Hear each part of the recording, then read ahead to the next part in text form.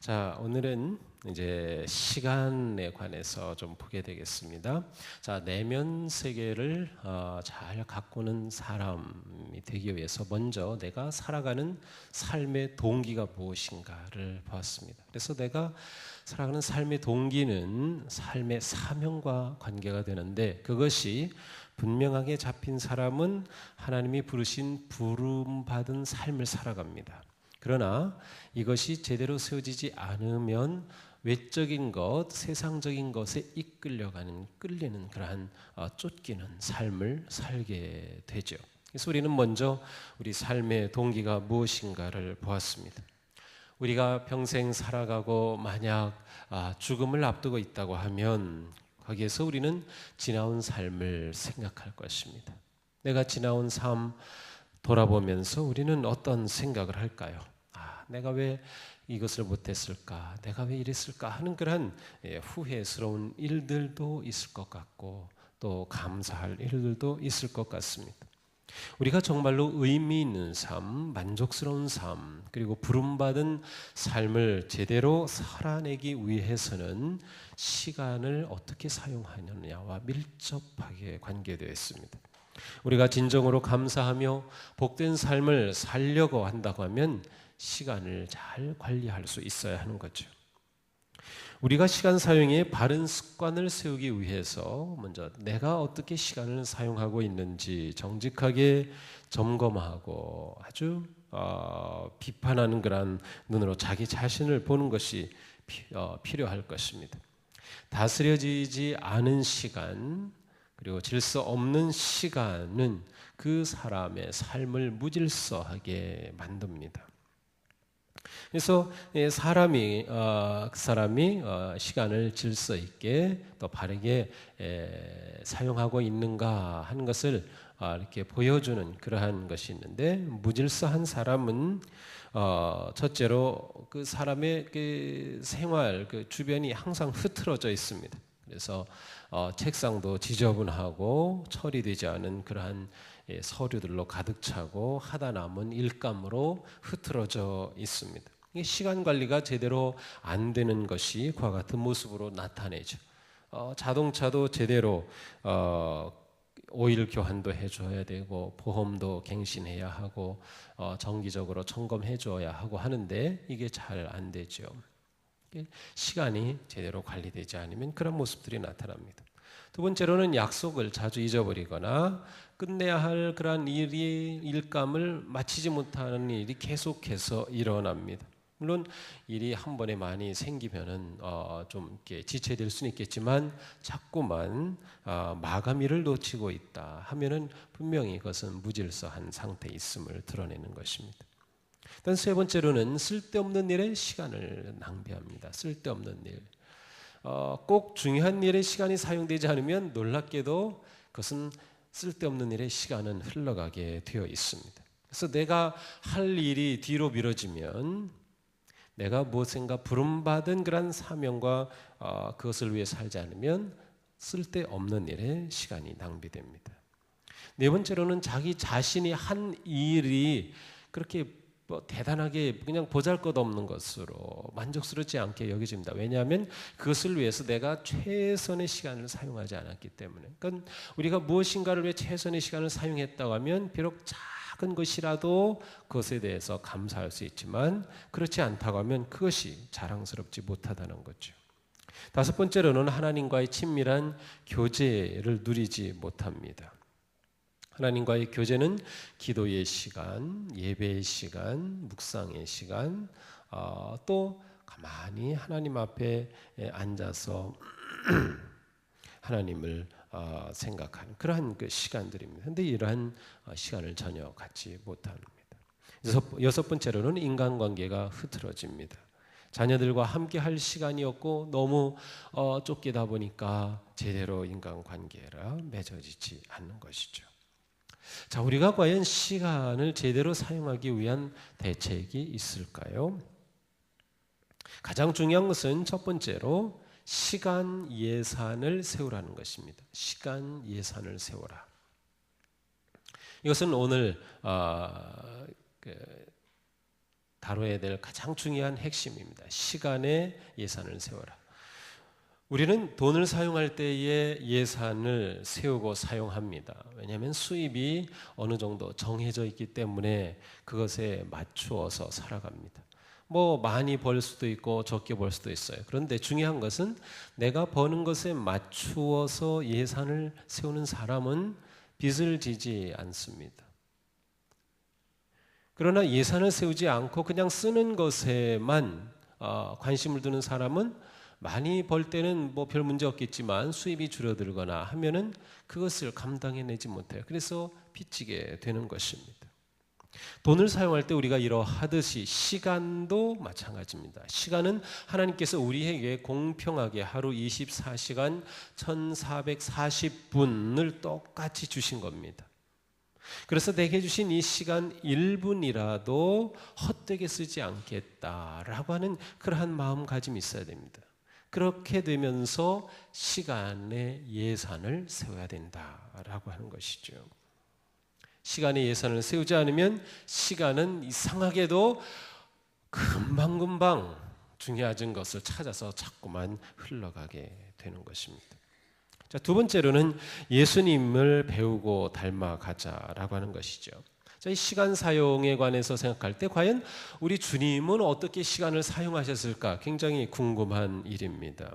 예수님은 천국 복음을 선포하시면서 이스라엘의 그 척박한 땅을 매일 거느리셨습니다. 뿐만 아니라 예수님을 대적하는 바리새인, 서기관들, 율법사들, 그 당시 종교 지도자들 같은 이러한 사람들의 감시와 압박 가운데서 그러한 사역을 하셔야 했습니다. 또한 엄청나게 몰려드는 군중들이 예수님에게 와서 자신들을 만져주기를 바랐고 치유하기를 바랐고 또 그 말씀 듣기를 바랐기 때문에 예수님은 도대체 시간을 어떻게 제대로 사용하실 수 있었을까라고 생각하게 되죠. 예수님이 또한 이 시대에 사셨으면 어떠했을까요? 예수님도 스마트폰을 사용하셨을지, 예수님도 비행기를 타고 다니셨을지 그건 잘 모르겠어요.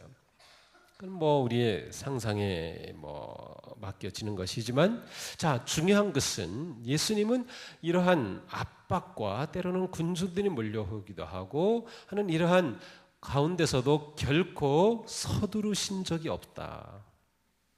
그리고 결코 무언가를 따라잡으려고 쫓기신 적이 없다는 거예요. 예수님은 한 번도 쫓기는 삶을 보여주신 적이 없습니다. 예수님은 개인 비서를 두시지도 않았습니다. 그럼에도 불구하고 공적인 시간과 사적인 시간을 잘 사용하셨습니다. 기도와 묵상을 위한 시간도 가지셨고 시간을 통해서 예수님께서 하시고자 했던 모든 것들을 이루어 가셨습니다. 그러니까 예수님은 시간 사용을 정말 적절하게 하신 분이다라는 것을 알 수 있어요. 그래서 예수님은 이 땅에 오셔서 하셔야 될 일을 100% 완벽하게 이루셨습니다.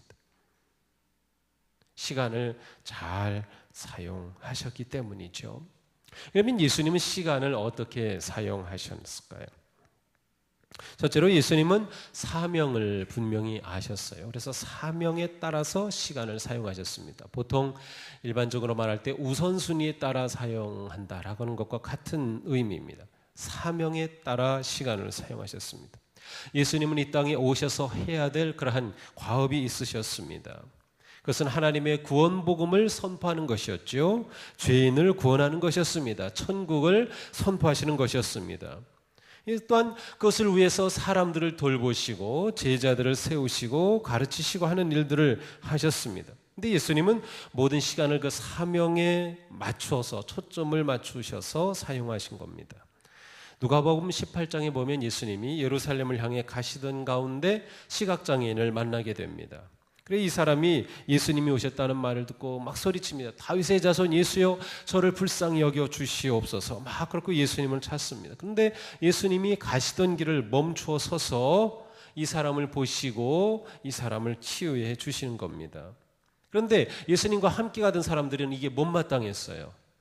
왜 못마땅했는가 하면 지금 예수님이 빨리 예루살렘으로 가야 하는데 아니 자꾸 지체되는 겁니다. 이 사람 만나가지고 물어보고 치유하시고 그러다 시간이 자꾸 지체되는 것이 이 사람들은 못마땅했던 거죠. 그러나 예수님은 흘러가는 시간 가운데 그것이 중요했어요. 그리고 그것이 예수님이 이 땅에 오신 사명이었어요. 고쳐주시고 구원해 주시는 일, 예수님은 가다 멈추실 수 있었던 거죠. 이후에 이어지는 것이 누가복음 19장에 나오는 삭개오 이야기입니다. 아니 예수님이 가셔야 되니 또 삭개오로 가는 사람을 보시고 이번에는 내가 오늘 내 집에 하루 머물러야겠다고까지 하십니다. 급하게 가는 길에 예수님의 이 일이 다 못마땅했죠. 물론 삭개오가 사람들의 비난받는 사람이었기 때문에 예수님의 이런 모습을 비난하는 사람들이 있었기도 했지만 또한 예수님이 하루를 더 멈춰서 시간이 걸려야 한다는 것이 못마땅했던 거죠. 그러나 예수님은 시간 사용을 바르게 하신 거예요. 그것이 예수님의 사명이었기 때문이죠. 구원의 소망을 선포하는 예수님은 분명히 말씀하시죠. 인자는 잃은 자를 찾아 구원하러 왔다. 그러므로 구원하는 그 일에 예수님은 시간을 사용하신 겁니다. 모든 일정이 있었지만 그 가운데 사명에 따라서 시간을 사용하셨다는 거죠. 자, 오늘 요한계시록 21장의 말씀은 예수님 주신 말씀입니다. 내가 다 이루었다. 나는 알파와 오메가다. 처음과 마지막, 나중이다. 이 말은 예수님이 시간의 주인이시란 뜻입니다. 예수님은 시간의 주인 되셔요. 시간의 주인이신 예수님께서는 우리에게 사명에 따라 살아가는 삶의 모습을 보여주신 것입니다. 사명을 따르는 사람은 사명 중심으로 시간 예산을 세웁니다. 그것이 가장 중요한 자리에 들어오게 되는 것이죠. 두 번째로 예수님은 자신의 한계를 아셨다는 겁니다. 시간 사용에서 자신의 한계를 아셨다. 자, 자신의 한계를 아셨기 때문에 첫째로 예수님은 하나님과의 관계를 매우 중요하게 여기셨습니다. 자, 예수님이 한계가 있었다는 것이 좀 이해가 되지 않을 수 있어요. 왜냐하면 하나님의 아들이시고 전능하신 주님이 무슨 한계가 있단 말입니까? 라고 하겠지만 예수님은 우리가 똑같은 인간의 모습으로 오셨어요. 성육하신 하나님이셨기 때문에 우리가 가지고 있는 육체적인 모든 한계를 예수님도 똑같이 가지고 계셨어요.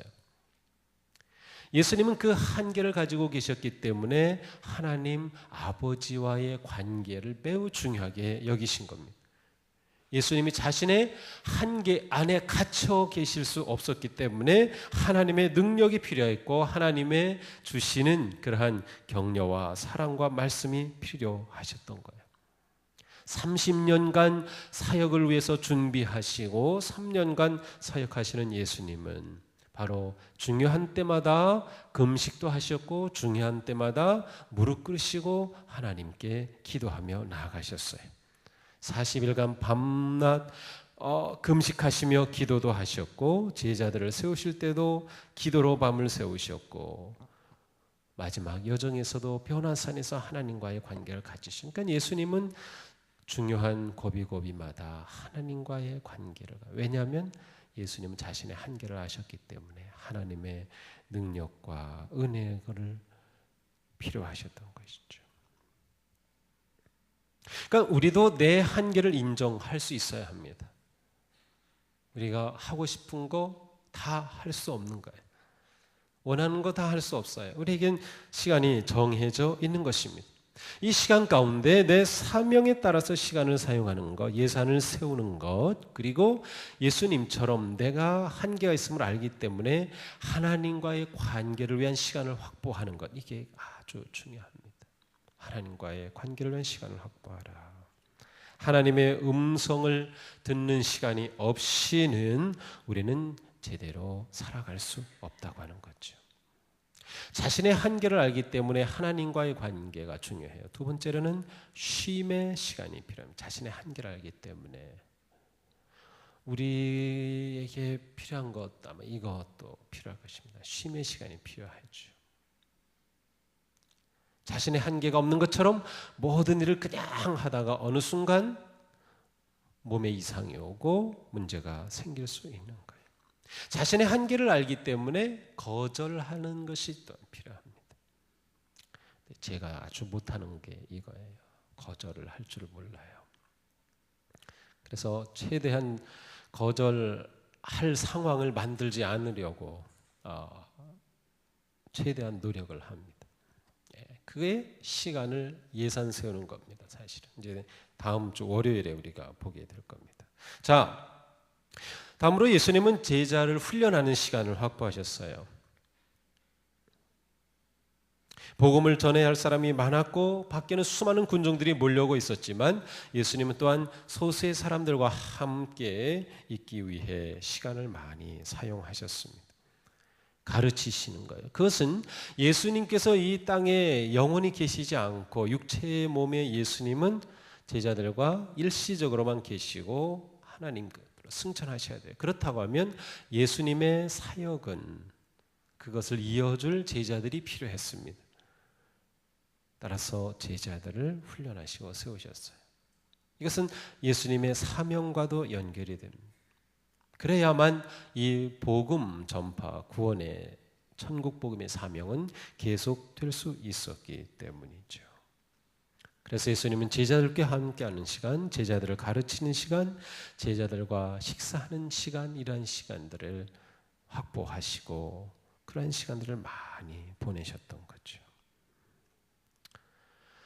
우리의 시간이 어디에서 누구와 무엇을 위해 사용되느냐를 보면 그 사람이 드러납니다. 나는 무엇에 시간을 많이 사용합니까? 어디에서 시간을 많이 사용합니까? 무엇을 위해 누구와 시간을 많이 보냅니까? 우리가 이 시간을 누구와 어디서 어떻게 무엇을 위해 보내야 할지를 생각하고 예산을 세운다. 예수님은 사명에 따라서 시간을 사용하셨습니다. 예수님은 하나님과의 관계에 초점을 두셨습니다. 그리고 예수님은 그 사역에 위해 훈련하시는 사람을 세우는 일에 시간을 사용하셨습니다. 그렇다면 우리도 예수님처럼 시간을 사용하기 위해 시간을 계획해야 한다. 예산을 세워라. 그 예산은 내 사명 중심으로 하나님과의 관계를 위한 시간은 어느 누구도 빼앗을 수 없는 그 시간으로, 그리고 내가 살아가야 할 직장과 일과 사역을 위한, 또 그것을 잘하기 위한 그런 시간을 확보하는 것, 이게 크게 보여주는 큰 그림입니다. 우리의 모습은 어떤가요? 매일매일 쫓기듯이 이렇게 살고 있지는 않는가요? 때로는 분주한 생활에서 벗어나고 싶다는 생각도 많이 하죠. 지금 내가 살아가는 방식으로 과연 시간 사용은 제대로 되고 있나요?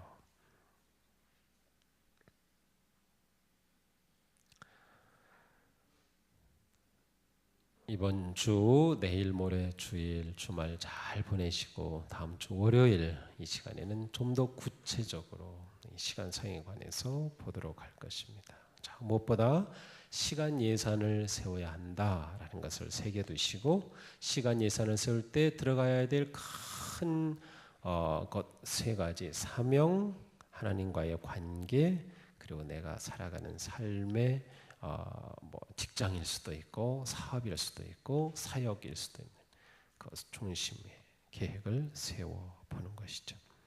내면 세계가 질서 정연한 사람은 하나님께서 주신 시간을 내게 주신 가장 소중한 선물로 여기고 그것을 신중하게 바르게 사용하기 위해서 믿음으로 결정합니다.